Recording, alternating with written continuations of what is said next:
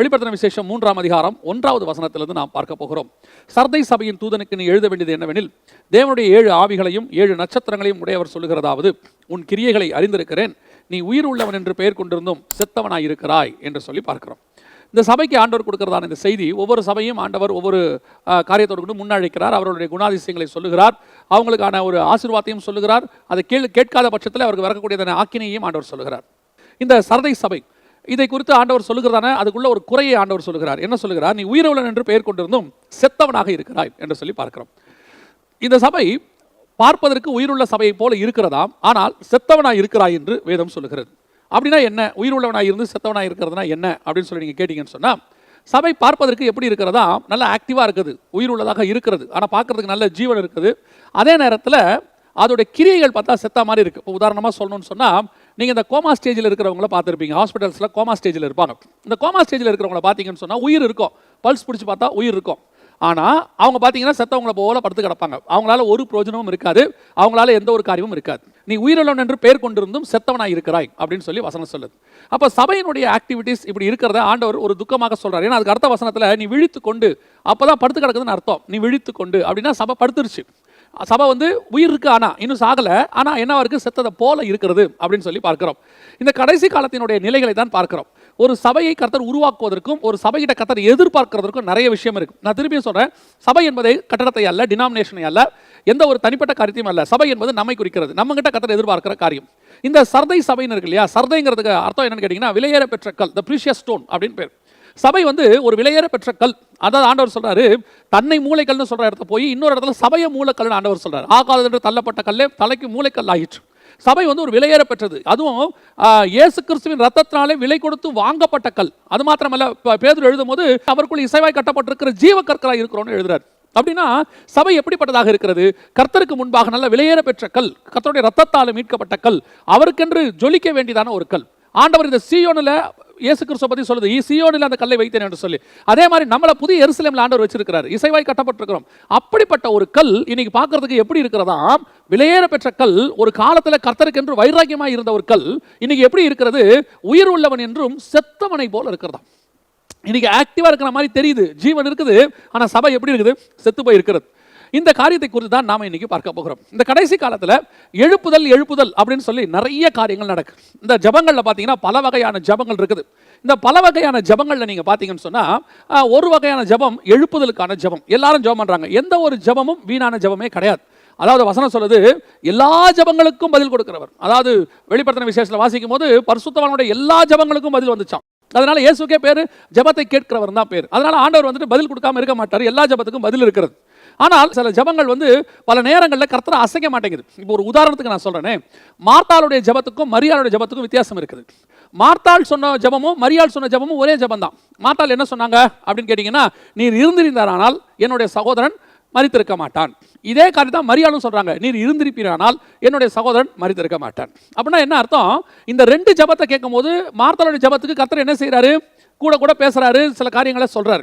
ஆனால் மரியாள் பேசும்போது கர்த்தர் சொல்லல, வசனம் சொல்லுது, கர்த்தர் அழுதுட்டு கேட்கிறார், அவனை எங்கே வைத்திருக்க கேட்கிறார். அடுத்து அவனை உயிரோடு கூட எழுப்புகிறார். அப்படின்னா என்ன அர்த்தம்? இவனை உயிரோடு கூட எழுப்ப முடியும்னு சொல்லி மார்த்தாளுகிட்டே சொன்னார். ஆனா அவ ஜபத்துக்கு பதில் வரல. ஆனா இவகிட்ட உயிரோடு எழுப்புவேனே சொல்லல, ஆனா மரியாள் ஜபத்துக்கு பதில் வருது. அப்போ மார்த்தாள் ஜபத்துக்கும் மரியாள் ஜபத்துக்கும் என்ன வித்தியாசம்? மார்த்தாளோடது ஒரு ஜபமாக இருந்தது, மரியாளோடது அழுகையோடு கூட இருதயத்தை அசைக்கக்கூடியதாக இருந்தது. கர்த்தரை அழ வைக்கிற ஜபம், கர்த்தர் சில நேரங்களில் பார்த்தீங்கன்னா கர்த்தரை அசைக்கிற ஜபம் ஒன்று இருக்கு. அந்த ஜபத்துக்கு தான் மரியாதை. இன்னைக்கு கடைசி காலத்தில் நிறைய பேர் ஜபம் பண்றாங்க, அதுவும் குறிப்பாக எழுப்புதலுக்கான ஜபம். என்னை பொறுத்த வரைக்கும் இந்த எழுப்புதல் ஜபம் அப்படிங்கிறது, இது என்னுடைய கருத்து, ஆனால் நான் சரித்திரத்திலே அப்படிதான் நடந்திருக்கு. எழுப்புதல் என்பது எல்லாரும் என்ன செய்யறாங்கன்னா, வெளியே கூடி பயங்கரமா ஜபம் பண்றாங்க. ஜபம் பண்ணி சபைகளுக்குள்ள எழுப்புதல் வரணும் அப்படின்னு சொல்றாங்க. வெளியே இருந்து ஜபம் பண்ணி சபைக்கு உள்ள எழுப்புதல் வராது, சபைக்குள்ள ஜபம் பண்ணி தான் வெளியே எழுப்புதல் வரும். அதுதான் ப்ரொசீஜர். நீங்கள் அசூசா ஸ்ட்ரீட் எடுத்துக்கொள்ளுங்க, இல்லை மேல் வீட்டு அறையில் எடுத்துக்கொள்ளுங்க, எங்கே வேணாலும் எடுத்துக்கொள்ளுங்க, எல்லா நாட்டிலையும் எடுத்துக்கொள்ளுங்க. எந்த நாட்டில் எழுப்புதல் வந்த நாடுகள் எல்லாத்திலையும் நீங்கள் போய் பாருங்க, எங்கேயுமே வெளியே இருந்து சபைக்கு உள்ள எழுப்புதல் வந்திருக்காது. சபைக்கு உள்ள இருந்து தான் வெளியே எழுப்புதல் வந்திருக்கும். இயேசு கிறிஸ்து 5000 பேர் கூடும் போதும் அங்க எழுப்புதல் வந்ததாக சொல்லப்படல. இயேசு கிறிஸ்து திருப்பி அனுப்பி விட்டுறார், நீங்க எனக்கு அப்பத்துக்காக தேடுகிறீர்கள். ஆனா 120 பேர் கூடி ஜெபிச்சு ஒரு இடத்துல மேல் வீட்டார்ல கூடி ஜெபிக்கும் போது எழுப்புதல் வருது. ஆண்டவரே சொல்லும்போது என்ன சொல்றாரு? எருசலேமிலும் யூதேயாவிலும் சமாரியாவிலும் பின்பு உலகத்தின் முடிவு பரியந்தம் எல்லா இடத்துக்கும் தான். அப்ப உள்ள இருந்து தான் வெளியே போகும் எழுப்புதல்.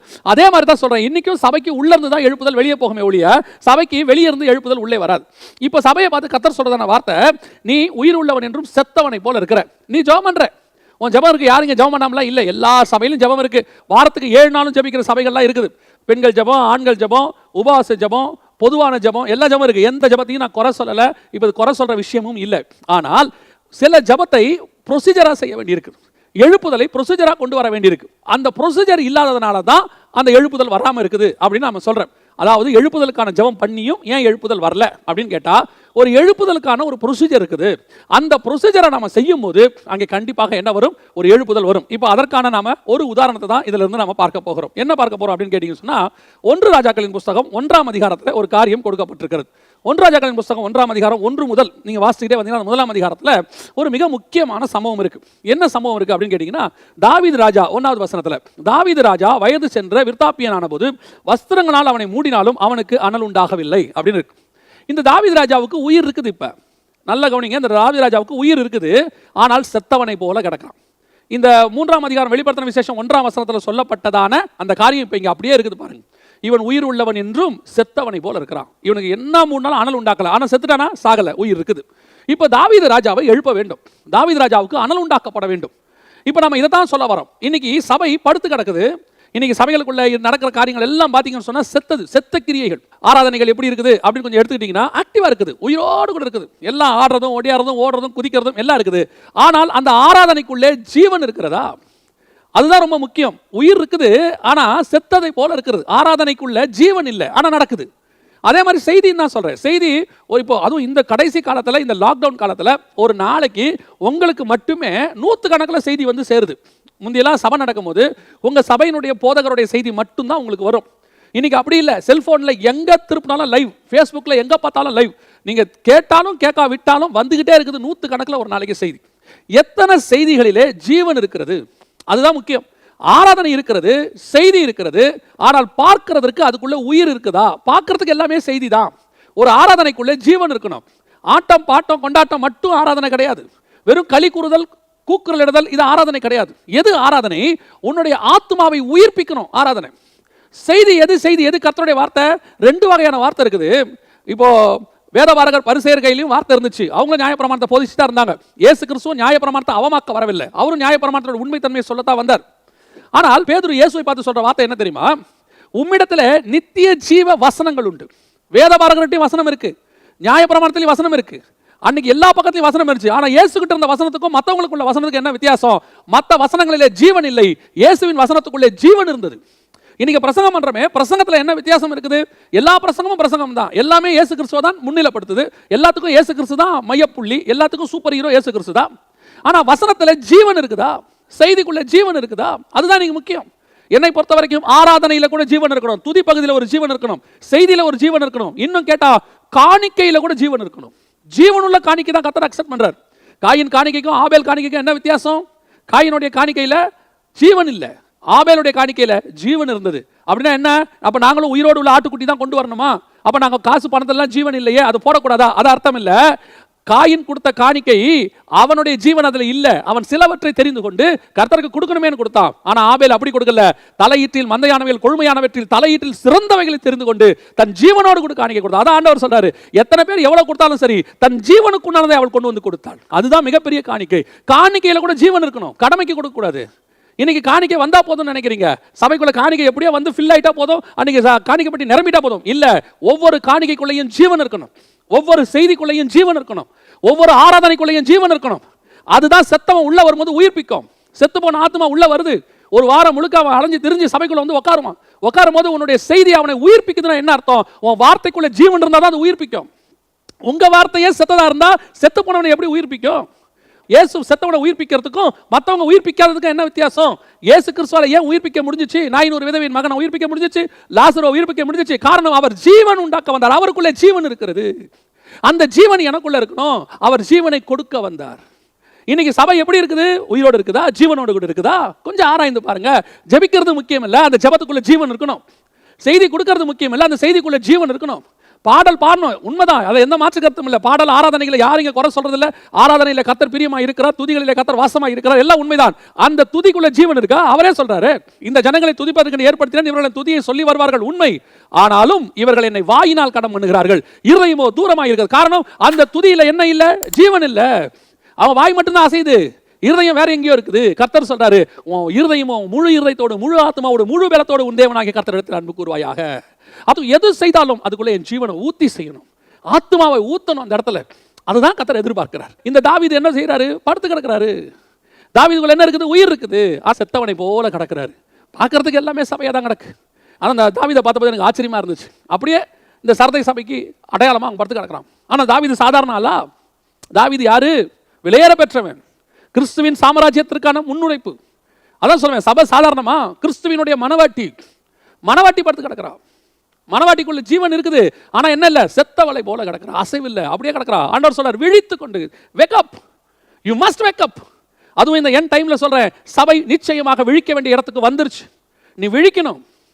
விழித்து அப்படின்னா என்ன அர்த்தங்க? ஆண்டவர் அடுத்து ஒரு மிகப்பெரிய எழுப்புதலை உண்டாக்க போகிறார். நான் ரொம்ப விசுவாசிக்கிறேன், வருகைக்கு முன்னாடி ஒரு மிகப்பெரிய எழுப்புதல் வரும் என்று விசுவாசிக்கிறேன். அதுவும் எந்த எழுப்புதல் எது தெரியுமா? இப்ப நடந்துகிட்டு இருக்குது. ஒவ்வொரு வீடுகளுக்குள்ளேயும் நடக்குது எழுப்புதல். ஒரு சாரார் ஊழியக்காரங்க சொல்றாங்க, இந்த லாக்டவுனுக்கு முன்னாடியே வர இந்த லாக்டவுன்ல விசுவாசிகள் நல்ல ஆவியில வளர்ந்துருக்கிறாங்க, நல்ல வசனத்துல வளர்ந்துருக்கிறாங்க. போன் பண்ணி கேட்கறாங்க, பாஸ்டர் எப்போ சபை திறக்கும், எப்போ ஓடி வரலான்னு இருக்கிறோம். இது ஒரு பக்கம் நிர்விசானம். திறக்கும் போது பார்த்துக்கலாம். அப்படி ஒரு கூட்டம் ஆராதனையில் உட்காந்து ஆன்லைனில் ஆராதனை சபையில் போட்ட உடனே போட்டு ஆன் பண்ணி விட்டுட்டு வீடியோ மியூட் பண்ணிட்டு வேலை பார்த்துக்கிட்டு இருக்கிற கூட்டம் அது உட்காந்துருக்கு. அது ஒரு கூட்டம். இப்படி ஆண்டவர் வேறு விரிக்கிறார். எழுப்புதல், இதுதான் எழுப்புதல். எழுப்புதல்னா என்ன? வெளியே இருந்து உள்ள வருமா, இல்ல உள்ள இருந்து வெளியே போகுமா? இப்போ வீடுகளுக்குள்ள எழுப்புதலை கர்த்தர் கட்டளையிட்டு இருக்கிறார். இந்த எழுப்புதலுக்கான ஆட்களை கர்த்தர் செலக்ட் பண்ணிட்டு இருக்கிற காலம். இப்ப நீங்களும் நானும் அந்த எழுப்புதலுக்குள்ள இருக்கணும். அந்த எழுப்புதலை கர்த்தர் நம்மளை பயன்படுத்தணும்னா ஆண்டவர் சொல்றாரு, நீ விழித்து கொண்டு உன் செத்த கிரியைகளை ஸ்திரப்படுத்து. இப்ப ரெடி பண்ண வேண்டிய இடத்துக்கு நம்ம வந்திருக்கிறோம். என்ன ரெடி படுத்தணும்? அதுதான் இன்னைக்கு நம்ம செய்தி. என்ன ரெடி படுத்தணும்? நாம செத்த கிரியைகளுக்குள்ள இருந்தோம். நான் சொல்லுவேன், அநேக சபைகள், நான் பெரும்பாலான சபைகளுக்கு போயிருக்கிறேன். இந்த 16 ஆண்டு காலம் ஊழியத்தின் பாதையில் போகும்போது அநேக சபைகளுக்கு போயிருக்கிறேன். சபைகள் உயிர் உள்ளதாக இருக்கும், பார்க்கறதுக்கு பயங்கர ஆக்டிவிட்டிஸ், 365 நாள் ஆக்டிவிட்டி இருக்கும் சபைக்குள்ள. ஆனா அது உள்ள கர்த்தருடைய ஜீவன் இருக்குமான்னு பார்த்தீங்கன்னா இருக்காது. ஜீவன் இருக்குமா? இருக்காது. ஏன்? சபைக்குள்ள போய் பாருங்க, பர்த்டே இருக்கும், மதர்ஸ் டே இருக்கும், ஃபாதர்ஸ் டே இருக்கும், கேம்ப் இருக்கும். எல்லாம் கிளம்பி போய் எல்லாம் கேம்ப் போட்டு களியாட்டம் போட்டு நைட்டில் உட்காந்துட்டு ஃபயர் கேம்ப் போட்டு எல்லாம் உட்காந்து ஜாலியாக உட்காந்து கேட்டு பாருங்க. நாங்கள் கேம்புக்கு போனோம். போனீங்களே, உள்ள ஜீவன் இருந்ததா? நீ நைட்டில் ப்ரேயர் நடத்தினியா? அந்த ப்ரேயரில் உட்காந்து நெருப்பை சுற்றி உட்காந்து எல்லாம் பாடினீங்களே, அதில் எவனாவது மனம் திரும்பினானா? எல்லாம் களியாட்டம் தான் இருந்துச்சு. யாரும் மனம் திரும்பினானா? மனம் திரும்பி இருந்தால் அதுதான் ஜீவனுள்ள ஆராதனை. நான் இல்லைன்னு சொல்லலை. உன்னுடைய சபைகளுக்குள்ள அப்படி நடந்திருந்தால் அதுதான் ஜீவனுள்ள. இன்னைக்கு நிறைய சபைகள் களியாட்டம் கூட்டிட்டு போய் உட்காந்து ஸ்விமிங் பூல்ல டான்ஸ் ஆடிக்கிட்டு எல்லாம் பாடிக்கிட்டு பீச்சில் விளையாடிக்கிட்டு கேட்டால் சொல்றது, அதில் ஒரு அரை மணி நேரம் ஒரு 10 நிமிஷம் நடுவில் ஒரு வேத வார்த்தை கொடுத்துட்டா உடனே சொல்றது, நாங்கள் எல்லாருமே கேம்புக்கு போயிருந்தோம், நாங்கள் எல்லாருமே வந்து ப்ரேயர் கேம்ப்பு, நாங்கள் எல்லாருமே வசன கேம்புக்கு போயிருந்தோம். என்ன நடந்துச்சு? நாங்கள் போயிட்டு ஒரு மணி நேரம் பாஸ்டர் எங்களுக்கு எல்லாம் செஞ்சார். அப்புறம் பீச்சில் ஜாலியாக விளையாடணும். எப்போ நீ என்டர்டைன்மெண்ட்டையும் ஸ்பிரிச்சுவாலிட்டியும் மிக்ஸ் பண்ணியோ அன்னைக்குள்ளே உனக்குள்ள இருந்த கிரியைகள்லாம் போச்சு. இன்னைக்கு கடைசி காலத்தில் ஒரு சிலர்லாம் என்ன சொல்றாங்க தெரியுமா? அப்படி அதெல்லாம் நம்ம இந்த காலத்தில் நம்ம அப்படித்தாங்க இருக்கணும், மாடர்னைஸாக இருக்கணும். சபை காலகட்டத்துக்கு ஏற்ற மாதிரி மாடர்னைஸ் ஆகக்கூடாது. மாடர்னைஸ்னா நான் சொல்றது தெரியுமா? வசனத்தில். இப்போ நம்ம அந்த காலத்தில் வந்து சபையில் வந்து மைக்ரோஃபோன் இல்லை, இப்போ நல்ல அழகான சிஸ்டம் வச்சிருக்கிறோம், மியூசிக் சிஸ்டம் வச்சிருக்கிறோம், மிக்சர் வச்சிருக்கிறோம், மைக் வச்சிருக்கிறோம், கேமரா வச்சிருக்கிறோம், ஆன்லைனில் வச்சிருக்கிறோம், எல்லாம் ஓகே. இந்த மாடர்னைஸ் நான் சொல்லலை. வசனம் மாறாது, அது நேற்றும் இன்றும் என்றும் மாறாது. வசனத்தை மாடர்னைஸ் பண்ணக்கூடாது. அது ஆத்மாவுக்கு தேவையானது. உன் ஆத்மா மாடர்னே ஆகாது பாருங்களேன். உன் சரீரம் தான் மாடர்ன் ஆகும். அதுவும் சரீரம் கூட மாடர்ன் ஆகாது, சரீரத்துக்கு வெளியே தான் மாடர்ன் ஆகுது. அன்னைக்கு போட்ட சட்டைக்கு இன்னைக்கு வேற சட்டை, அன்னைக்கு போட்ட பேண்ட் ஷர்ட்டுக்கு பதிலாக இன்னைக்கு வேற டைப்பான பேண்ட் ஷர்ட்ஸ், அன்னைக்கு போட்ட ஷூஸுக்கு பதிலாக இன்னைக்கு வேற மாதிரி ஷூஸ், முடி வெட்டுறது அன்னைக்கு வேற ஸ்டைலு, இன்னைக்கு வேற ஸ்டைலு, வெளியே தான் மாறும் பாருங்களேன். உன் சரீரம் மாறாது. அன்னைக்கு ஆண்டவர் உண்டாக்குன 2 கண்ணு, இன்னி வரைக்கும் 2 கண்ணு தான், எந்த மாற்றம் இல்லை. மாடர்னைஸ் ஆயிடுச்சுங்க சர்ச்சு. கொஞ்சம் எக்ஸ்ட்ராவா ஒரு கண்ணு இருந்தால் 3 கண்ணு வச்சுக்கலாமா? நீ சொல்லுங்களேன் பார்ப்போம். கிடையாது. கர்த்தர் உண்டாக்கின எதுவுமே மாறல பாருங்களேன். கர்த்தர் அன்னைக்கு உண்டாக்கின மாமரம் நீங்க மாமரம் தான். நாம தான் ஏதாவதுக்குள்ள ஒட்டுணி போட்டு ஏதாவது போட்டுட்டு நம்ம ஜெனட்டிக்கலி மாடிஃபைடு பண்றோமே ஒழிய கர்த்தர் உண்டாக்குனது எல்லாம் அப்படியே இருக்குது. அதனால தான் 2 பேர்ல வாசிக்கிறோம், பிதாக்கள் உண்டாக்கின காலம் முதல் கொண்டு எல்லாமே அப்படியே தான் இருக்கு. No more change. எதுவுமே வெளியே மாறல, ஆத்மாவும் மாறல. ஆத்மாக்கு தேவையான வசனம் தான் இங்க கொடுத்துருக்காரு. இதை மாடிஃபை பண்ற அதிகாரம் உங்களுக்கும் கிடையாது, எனக்கும் கிடையாது. இதுக்கு மாடர்னைஸ்டுக்கு ஏற்ற மாதிரி மாத்திக்கணும். மாத்துங்க, மாத்திரவங்க மாற்றிக்கொள்ளுங்க. ஆனால் வசனம் ஆத்மாவுக்கு தேவையானது. இன்னைக்கு மாடர்னைஸ்ட் பண்ணி சபை செத்த கிரியைகளால் நிறைந்திருக்கிறது. ஒவ்வொரு விசுவாசி நமக்குள்ளே செத்த கிரியைகள் நிறைந்திருக்குது. கர்த்தர் சொல்றாரு செத்த கிரியைகளை அகற்று. அவரே சொல்றாரு செத்த கிரியைகளை அகற்றுன்னு. நம்ம சொல்றோம் எங்ககிட்ட செத்த கிரியே இல்லைங்க. ஏன் நாங்கள் இப்போ இப்படி இருக்கிறதா கரெக்ட். சினிமாக்காரனுடைய அப்படியே சினிமாக்காரனுடைய எல்லாத்தையும் கொண்டு வந்து சபைக்குள்ள போட்டுவிட்டு எனக்கு செத்த கிரியே இல்லைன்னு சொன்னீங்கன்னா என்ன அர்த்தம்? மூத்த போதகர் சொல்றாரு உலகம் உள்ள வந்து உலகம் வந்தா உலகம்னா என்னையா? அது வந்து மென்டாலிட்டி. ஆமா நான் சொல்றேன் உலகத்தினுடைய மென்டாலிட்டி உனக்கு வந்துருச்சு. உலகத்தினுடைய சுபாவம் இல்லை, உலகத்தினுடைய மென்டாலிட்டி. அவனை மாதிரி இருக்கணும், இப்படி நம்ம பண்ணணும்ன்ற அந்த மென்டாலிட்டி உள்ள வந்துருச்சு. உலகம் உள்ள வந்துருச்சுன்னா என்ன அர்த்தம்? உலகத்தை கொண்டு உள்ள சபைக்குள்ள உட்கார வச்சோன்னு அர்த்தமா? சபைக்குள்ள அந்த போதனைகள் வந்துருச்சுன்னு அர்த்தம். அதைத்தான் சொல்ல வரோம். இன்னைக்கு கடைசி காலத்துல அது உள்ள வந்தனால சபை என்ன ஆகி போச்சு? செத்த சபைகள், செத்த கிரியைகள். ஆண்டவர் சொல்றாரு விழித்துக்கொண்டு இன்னைக்கு நீ சரி பண்ணு. இன்னைக்கு தாவீது படுத்து கிடக்கிறான். யார் இந்த தாவீது தெரியுமா? ஒரு காலத்துல சிங்கத்தை ஜெயித்தவன், ஒரு காலத்துல கரடியை ஜெயித்தவன், ஒரு காலத்துல கோலியாத்தை ஜெயித்தவன். இன்னைக்கு படுத்து கிடக்கிறான். இன்னைக்கு அதுதாங்க சபையினுடைய நிலைமை. இந்த சபை என்னப்பட்ட சபை தெரியுமா? கிறிஸ்துவின் ரத்தத்தால் சம்பாதிக்கப்பட்ட இந்த கடைசி கால சபை எப்படிப்பட்ட சபை தெரியுமா? ரோம சாம்ராஜ்யத்தை அசைத்த சபை. ரோம ராஜாக்கள் எல்லாம் சபைகளுக்கு முன்னாடி தோற்று போய் ஓடினார்கள். நசரனாக இயேசுவே நீர் ஜெயித்தீர் என்று சொல்லி சபையை பார்த்து ரோம சாம்ராஜ்யம் அலறுச்சு. அன்னைக்கு அப்போஸ்தலர்கள் எழும்பி நிற்கும் போது அவங்க மாடர்னைஸா நிக்கல, கர்த்தருடைய நாமத்துல நின்னாங்க. அவங்க எழும்பி நிற்கும் போது ரோம சாம்ராஜ்யம் அசஞ்சிச்சு. பவுலை பார்த்து சொல்றான் கொஞ்சம் குறைய நீ என்ன மாத்த பார்க்கிற? அதுதான் சாம்ராஜ்யங்களை மாற்றும் கர்த்தருடைய வசனம், கர்த்தருடைய சாட்சிகள் மாற்றும். ரோம சாம்ராஜ்யத்தை மட்டும் இல்லை, அதுக்கப்புறம் வந்த பைசாண்டியர்கள், அதுக்கப்புறம் வந்த பார்ப்பரசர்கள், அதுக்கப்புறம் வந்ததான கம்யூனிசம், நாசிசம், பாசிசம், அத்தனை இசங்களையும் தவிடுபடியாக்குச்சு சபை. சபைகளுக்கு முன்பாக சாம்ராஜ்யங்கள் தான் சரிந்ததே ஒழிய சபை ஒரு நாளும் சரிந்து போகவில்லை. அப்படிப்பட்ட கரடிகளையும் சிங்கங்களையும் ஜெயித்த சபை தான் கிறிஸ்துவினுடைய சபை. காரணம் என்ன? வைராக்கியம். அன்னைக்கு ராக்லாண்டுக்குள்ள இருந்த ஒரு வைராக்கியம், அன்னைக்கு ரிச்சர்ட் உம்பராண்டுக்குள்ள இருந்த ஒரு வைராக்கியம், டேவிட் லிவிங்ஸ்டனுக்குள்ள இருந்த ஒரு வைராக்கியம் அன்னைக்கு ஆப்பிரிக்காவையும் அன்னைக்கு போலாந்தையும் ருமேனியாவையும் அசைச்சிச்சு. இன்னைக்கு மாடர்னைஸ்ங்கிற பேர்ல இன்னைக்கு நாங்க அப்படி பண்ண போறோம் இப்படி பண்ண போறோம்னு சொல்லி சினிமாக்காரனுடைய காரியத்தை உள்ள கொண்டு வந்துட்டு இன்னைக்கு உலகத்தை உள்ள கொண்டாந்துட்டு இன்னைக்கு சபை செத்ததா கிடக்கு. இன்னைக்கு படுத்து கிடக்கு. எந்த சபை படுத்து கிடக்கு? கரடியும் சிங்கத்தையும் ஜெயித்த தாவீது படுத்து கிடக்கிறார். காரணம் என்ன? அனல் போயிருச்சாம். அனல் இல்ல உள்ள. இன்னைக்கு எந்த அனல் இல்ல? பரிசுத்தாவியாகிய அனல் இல்ல. இன்னைக்கு எந்த அனல் இருக்கு? சபைக்குள்ள எந்த அனல் இருக்குது? அந்நிய அக்கினி உள்ள இருக்கு. பலிபீடத்துக்குள்ள அந்நிய அக்கினியா கொண்டாந்தாச்சு. இந்த அக்கினி ஆடிக்கிட்டு இருக்கு உள்ள. எலியா இறக்கின அக்கினிக்கு என்ன பவர் தெரியுங்களா? எலியா இறக்கின அக்கினி உன் மாம்சத்தை பட்சித்து போடுகிற அக்கினி. அந்த அக்கினி உள்ள இறங்கும் போது உள்ளுக்குள்ள இருக்கிற மாம்சம் எல்லாம் சுட்டெரித்து போடப்படும். அந்த அக்கினி பரிசுத்தாவினுடைய அக்கினி, அது பரிசுத்தாவின் ஞானசானம் என்கிற அக்கினி. அதான் ஆண்டவர் சொல்றார், அது உள்ள இறங்கும் போது எல்லாம் சுட்டெரித்து போடும், மாம்சம் எல்லாம் சுட்டெரித்து போடும். அப்படிப்பட்டதான அக்கினி வேணும். இன்னைக்கு தாவீது படுத்து கிடக்கிறார் அனல் இல்லாம. இன்னைக்கு சபை படுத்து கிடக்குது அனல் இல்லாம. கிறிஸ்துவின் சபை படுத்து இருக்குது. விடமாட்டாரு, கர்த்தர் விடமாட்டாரு. சபையை மீண்டும் அனலோடு கூட எழுப்புவார், மீண்டும் அக்கினியோடு கூட கொண்டு வருவார். சபை இந்த மாதிரி சபை காலத்தை சந்திச்சிருக்குது, இதுக்கு முன்னாடி சந்திச்சிருக்குது. மல்கியால இருந்து மத்திய வரைக்கும் ஒரு இருண்ட காலம், சபை அக்கினி இல்லாமல் படுத்திருந்த காலம் இருந்துச்சு. அதற்கு பிறகு பார்ப்பரசருடைய சாம்ராஜ்யத்தின் காலத்தில் சபை படுத்து கடந்துச்சு, இருண்ட காலமாக இருந்துச்சு. அதற்கு பிறகு 1906 கர்த்தர் ஒரு மிகப்பெரிய எழுப்புதலை கொண்டு வந்தார். அதுக்கு முன்னாடி மார்ட்டின் லூத்தர் மூலமாக ஒரு மிகப்பெரிய எழுப்புதலை கொண்டு வந்தார். ஒவ்வொரு காலகட்டத்திலும் சபை அப்படிப்பட்ட இருண்ட காலத்துக்குள் கடந்து போகும்போது, சபை அனல் இல்லாமல் குளிர் இல்லாமல் படுத்து கிடக்கும் போது கர்த்தர் ஒரு எழுப்புதலை உண்டாக்குவார். அதே மாதிரி தான் இப்பயும் சபை படுத்து கிடக்குது. கர்த்தர் ஒரு பெரிய எழுப்புதலை உண்டாக்க போகிறார். அந்த எழுப்புதலுக்கு கர்த்தர் செய்யற வேலை என்ன தெரியுமா? படுத்து கிடக்கிற அந்த சபையை எழுப்பணுமே.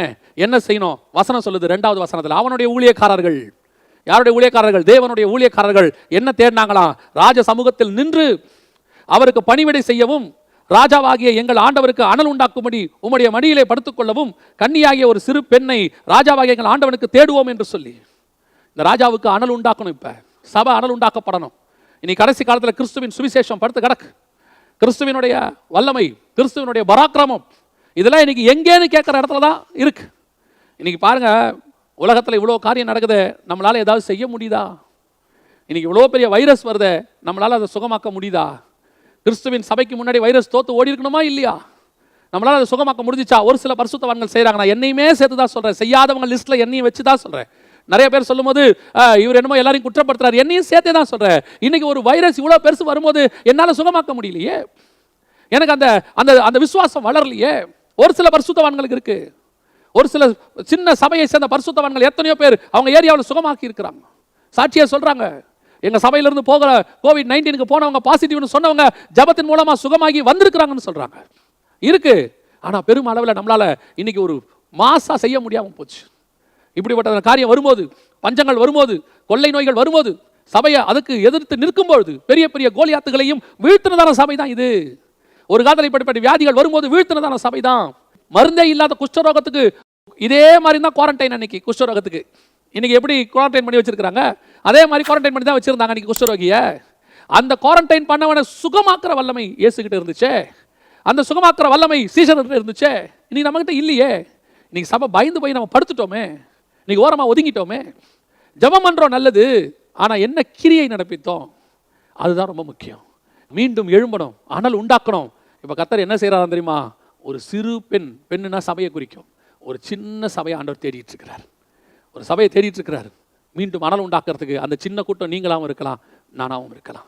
கடைசி காலத்தில் எழுப்புதலுக்கு ஆண்டவர் ஒரு சின்ன கூட்டத்தை ரெடி பண்ணிக்கிட்டு இருக்கிறார். ஒரு சின்ன கூழாங்கலை ரெடி பண்ணிக்கிட்டு இருக்கிறார் கோலியாத்தை வீழ்த்துறதுக்கு. ஒரு 1000களில் சிறியதான ஒரு சின்ன கிதியோனை தேடிக்கிட்டு இருக்கிறார் ஆண்டவர். அந்த சின்ன கிதியோனும் சின்ன கூழாங்கல்லும் ஒரு சிறு பெண்ணும் நீயாவும் இருக்கலாம், நானாவும் இருக்கலாம். கர்த்தருக்கு தேவை அனல் உண்டாக்கக்கூடிய ஒரு ஆள். இந்த தாவீதை அனல் உண்டாக்குறதுக்கு இந்த ஒரு சிறு பெண்ணை தேடினாங்களே, ஏற்கனவே இந்த தாவீதை அனல் உண்டாக்குறதுக்கு ஒரு 7 பேர் இருக்கிறாங்க. அதாவது 1 நாளாகமத்தின் புத்தகம் 3ஆம் அதிகாரம் 1 முதல் 9 வசனங்கள். இந்த இடத்துல பார்த்தீங்கன்னா தாவீதுடைய 7 மனைவிகள் பேர் கொடுக்கப்பட்டிருக்கு. 7 மனைவிகளுடைய பேரை வரிசையாக அங்கே கொடுத்துருக்காங்க. அகினோவா இருக்கிறாங்க, அபிகாயில் இருக்கிறாங்க, மாக்கால் இருக்கிறாங்க, ஆகீத்து, அபித்தாளு, எக்காளு, பத்சேபால், 7 பேர் இருக்கிறாங்க அந்த இடத்துல. இந்த 7 பேருடைய பேர் அங்கே கொடுக்கப்பட்டிருக்கு. இது தவிர நிறைய மறுமனையாட்டிகள் எல்லாம் இருந்தாங்க. இவ்வளோ பேர் இருந்தோம், ஏன் தாவீதுக்கு அனல் உண்டாக்க முடியல? நல்லா கொஞ்சம் யோசிச்சு பாருங்க. நியாயமா தாவீதுக்கு அனல் உண்டாக்க வேண்டியவங்க யாரு? இந்த 7 பேர்ல யாராவது ஒருத்தர் தான். இந்த 7 பேரும் யாரு? தாவீதால நேசிக்கப்பட்டவங்க, இல்லைன்னா தாவீதை நேசித்தவங்க. ரெண்டுல ஏதோ ஒன்று. இங்க இருக்கிற ஆட்கள்லாம் எடுத்து பாருங்க, அந்த 7 பேரையும் எடுத்து பாருங்க.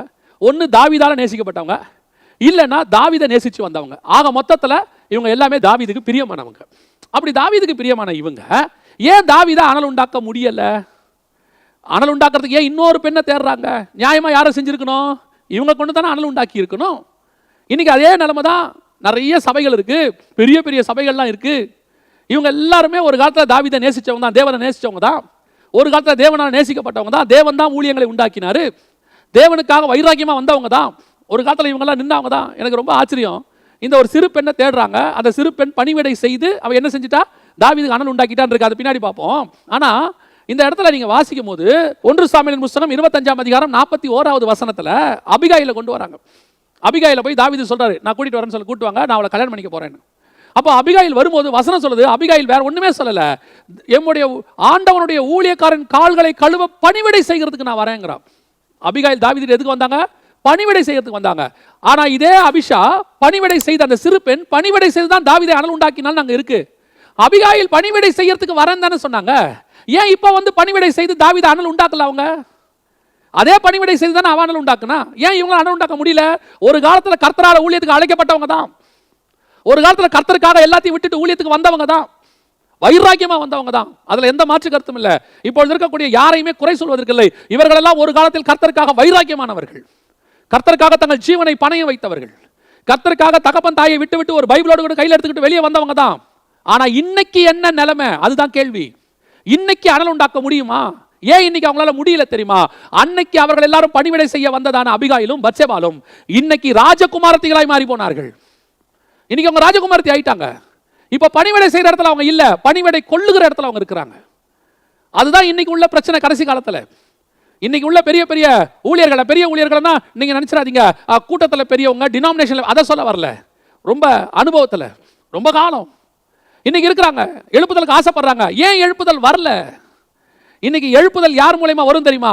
பணிவிடை செய்கிறவர்கள் தான் எழுப்புதல் வருமே வெளிய, பணிவிடை கொள்ளுகிறவர்களால் எழுப்புதல் வராது. இன்னைக்கு கிறிஸ்துவுக்கு பணிவிடை செய்யணும். இல்லைங்க, அவங்க அந்த காலத்தில் அசைச்சாங்க. யாரும் அவங்களுடைய தியாகத்தை யாரும் இன்னைக்கு அசட்டை பண்ணவில்லை, யாரும் அதை குறை சொல்லவில்லை, அவங்களை இன்னைக்கு யாரும் திட்டவில்லை. நீங்க அன்னைக்கு இருந்தீங்க, இன்னைக்கு உபயோகம் இல்லை அப்படிலாம் சொல்லல. இந்த மூத்தவர்களை யாரும் குறை சொல்லவில்லை. ஆனால் கர்த்தர் தேடுகிறது அவருக்கு பணிவிடை செய்யக்கூடியதான ஒரு மிக முக்கியமான ஒரு கூட்டத்தை கர்த்தர் தேடுகிறார். யாரு? இன்னைக்கு எல்லாவற்றையும் விட்டு பணிவிடை செய்யக்கூடிய ஒரு கூட்டம். இன்னைக்கு அநேகர் ஒரு காலத்தில் இப்படி பணிவிடை செய்ய வந்தவங்க தான் இயேசுவுக்கு ராஜகுமாரத்திகளாகி உட்காந்துட்டாங்க. இன்னைக்கு பணிவிடை கொள்ளுகிற இடத்துக்கு அவங்க போயிட்டாங்க. இன்னைக்கு அவங்க ராஜகுமாரத்திகள் ஆயிட்டாங்க. அவங்களால எழுப்புதல் வராது. இந்த ஊழியம் கொள்ளுகிறவங்களால எழுப்புதல் வரவே வராது. ஊழியம் செய்கிறவனால தான் எழுப்புதல் வரும். ஊழியம் செய்யறதுன்னா என்னது? நாங்களும் ஊழியம் தானே செய்கிறோம், எல்லாரும் ஊழியம், அந்த ஊழியத்தை சொல்லலைங்க. இன்னைக்கு எல்லாவற்றும் இந்த அபிஷேகம் எடுத்துக்கொள்ளுங்க. அந்த சிறு பெண்ணை தேடுறாங்க. ரொம்ப ஆச்சரியமா இருந்துச்சு. அந்த பெண்ணை பார்க்கும்போது ரொம்ப ரொம்ப ஆச்சரியமா இருந்துச்சு. அந்த அபிஷாக் எடுத்துக்கொள்ளுங்க. அவங்க என்ன சொல்லி தேடுறாங்க? அனல் உண்டாக்கும்படி கன்னிகையான ஒரு பெண். அதனால தான் இதைத்தான் சொல்றாரு பவுல், உங்களை கற்புள்ள கன்னிகையா ஒப்பு கொடுக்கணும். ஒரு சபையை ஆண்டவர் சொல்றாரு. ஒரு சபையை தேடுறாங்க. இந்த சபை எப்படி இருக்கணும்? ராஜாவோட மடியில படுத்துக்கொண்டு ராஜாவுக்கு அனல் உண்டாக்கக்கூடிய ஒரு சபையாக இருக்கணும். இன்னைக்கு தன் பிரதிபலனை எதிர்பார்க்காம யோசிச்சு பாருங்க. அந்த சிறு பெண்ணை யோசிச்சு பாருங்க. அபிஷாக் எடுத்து பாருங்க. அந்த அபிஷாக்கு கூப்பிட்டு, இந்த மாதிரிமா ராஜாவுக்காக வரணும். சரி நான் வரேன். நீ சின்ன பெண்ணா இருக்கிற, சரி இருக்கட்டும். நீ கன்னிகையா இருக்கிற, இருக்கட்டும். ராஜாவுக்கு இப்படி செஞ்சினா உன் எதிர்காலம் முடிஞ்சு போச்சு. உனக்கு எதிர்காலமே கிடையாதுமா. அதுக்கப்புறம் உன்னை யாரும் கல்யாணம் பண்ண மாட்டாங்க. உன்னோட எதிர்காலம் என்ன ஆகும் தெரியாது. ராஜா வயசான ஒரு வித்யாபின் ஆயிட்டாரு. நீ சிறு பெண்ணு. உன் எதிர்காலத்தை யோசிச்சியா? யார் தெரியுமா அனல் உண்டாக்க முடியும்?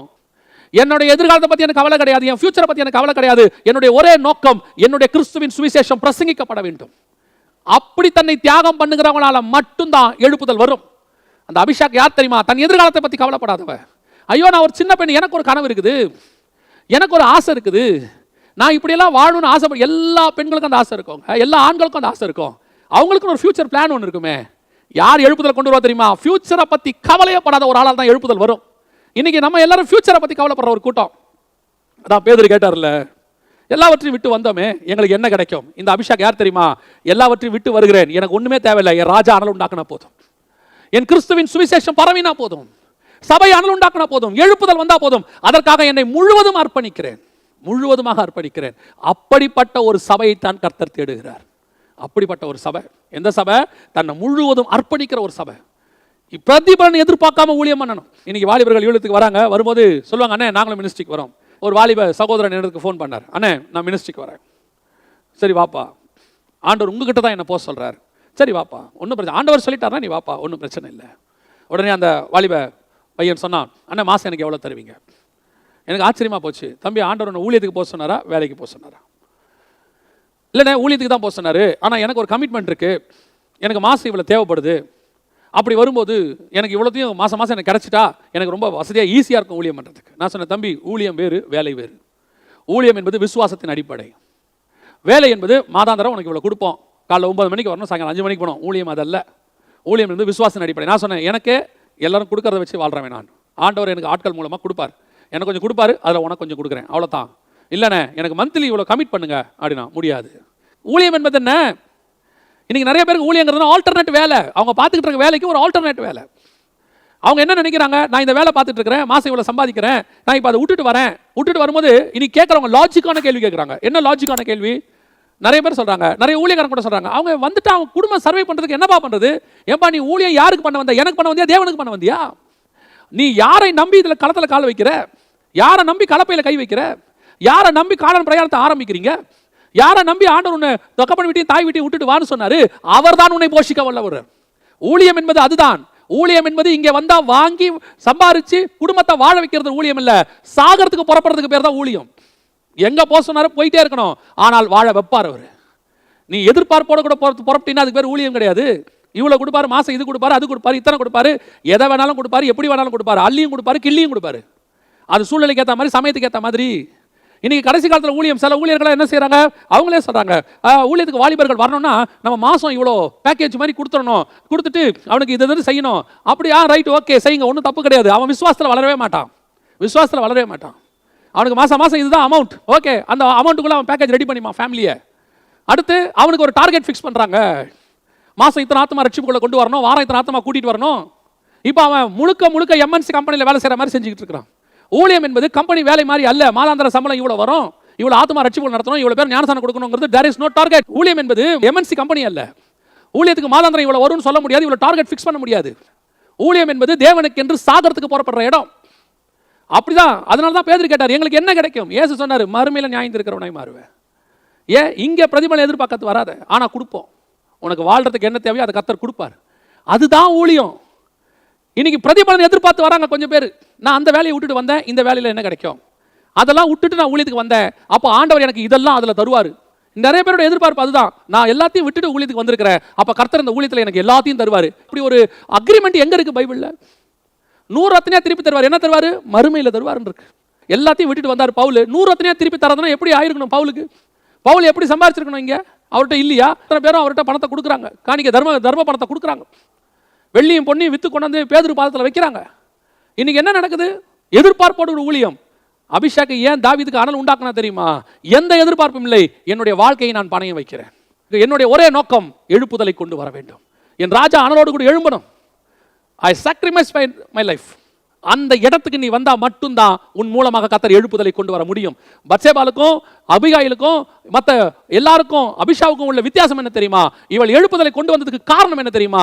அனல் இல்லாமல் படுத்திருந்த ராஜாவை உட்கார வச்சதுக்கு காரணம் என்ன தெரியுமா? இவர்கள் எல்லாரும் ஒரு எதிர்பார்ப்போடு ராஜாவோடு கூட இருந்தார்கள். அவள் எந்த எதிர்பார்ப்பும் இல்லாதவளாக இருந்தார். என் ராஜா எழுப்பினா போதும், தட் இஸ் த டார்கெட். யார் மூலமா எழுப்புதல் வரும்? மாசம் மாசம் எவ்வளவு வரும்னு எதிர்பார்த்து காணிக்கையோட கூட வெயிட் பண்ணிட்டு இருக்கிற ஊழியக்காரன் மூலமா எழுப்புதல் வராது. தேவனுக்கு என்று இவ்வளவு தூரம் பண்ணிருக்கிறோம், நமக்கு இது கிடைக்கும் அது கிடைக்கும் உலகத்துல எதிர்பார்ப்பு, பட்டம் பதவியை எதிர்பார்த்து இவ்வளவு கிடைக்கும் எதிர்பார்க்கிறவங்க மூலமா எழுப்புதல் வராது. யார் மூலமா வரும் தெரியுமா? என் தேவனுக்கு என்று எல்லாவற்றையும் நான் குப்பையும் நஷ்டம் என்று விட்டேன் என்று சொல்லுகிறவர்கள் மூலமாகத்தான் எழுப்புதல் வரும். நீங்க அந்த 120 பேரையும் பாருங்க, அவங்க மூலமா எழுப்புதல் வந்துச்சுன்னு பாக்குறோமே, அந்த 120 பேருடைய சாட்சியை படிச்சு பாருங்க. ஒவ்வொருத்தரும் ஏதாவது ஒரு ரூபத்தில் கர்த்தருக்கு என்று தங்களை மொத்தமாய் விட்டவர்கள்.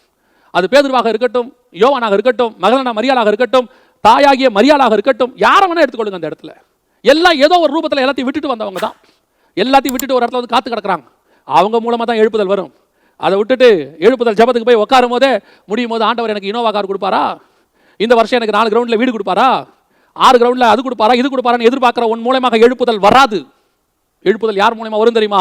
பிரதிபலனை எதிர்பார்க்காமல் என் ஜீவனை கர்த்தருக்கு நான் பணைய வைக்கிறேன். நான் சொல்றேன், உன் மூலமாக கர்த்தர் ஏதாவது காரியங்களை செய்ய வேண்டுமானால் இந்த பூமியில செய்வார். உன் மூலமாக ஒரு மிகப்பெரியதான எழுப்புதல் மையம் கொண்டு உண்டாக்கணும், அந்த மையத்தை கர்த்தர் உண்டாக்குவார். அதுல எந்த மாற்று கருத்தும் இல்லை. ஆனா உன்னுடைய எதிர்பார்ப்பு தேவனை நோக்கி தான் இருக்கணும். எனக்கு ரொம்ப ஆச்சரியம் இந்த அபிஷாக்கை பத்தி படிக்கும் போது, அபிஷாக்கை பத்தி தேடும் போது எப்படிப்பட்ட ஒரு பெண்ணை தேடினாங்கன்னா அழகான ஒரு பெண்ணை தேடினார்கள். ஆனால் அவள் எப்படி இருந்தாலாம்? வசனம் சொல்லுது, 3வது வசனம், இஸ்ரவேலின் எல்லையெல்லாம் அழகான ஒரு பெண்ணை தேடி அப்படின்னு இருக்கு. சூனேம் ஊராளாகிய அபிஷாக்கை கண்டு அவளை ராஜாவிடத்துல கொண்டு வந்தார்கள். அந்த பெண் வெகு அழகாக இருந்தாள். அப்படின்னா என்ன அர்த்தம்? இவங்க எதிர்பார்த்த குவாலிஃபிகேஷனை விட ஹை லெவல் குவாலிஃபிகேஷன் அவருக்கு இருக்கு. இவங்க எதிர்பார்த்தது அழகான பெண், அவ எப்படி இருந்தா? வெகு அழகு.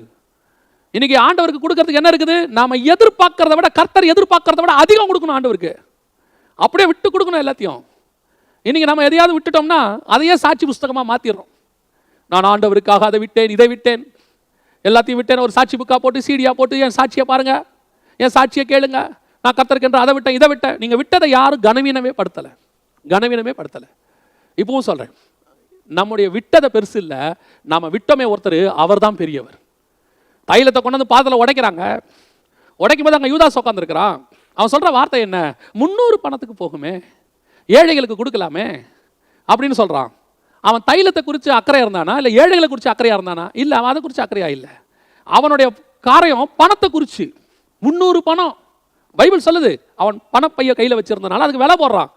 தைலத்துக்கு விலை போட்ட தெரிஞ்ச யூதாஸுக்கு அதை கொண்டு உடைச்சாலே ஒருத்தி, அவ தேவன் மேல அன்பு வச்சிருக்கிறாளே, அதுக்கு விலை தெரியாது அவனுக்கு.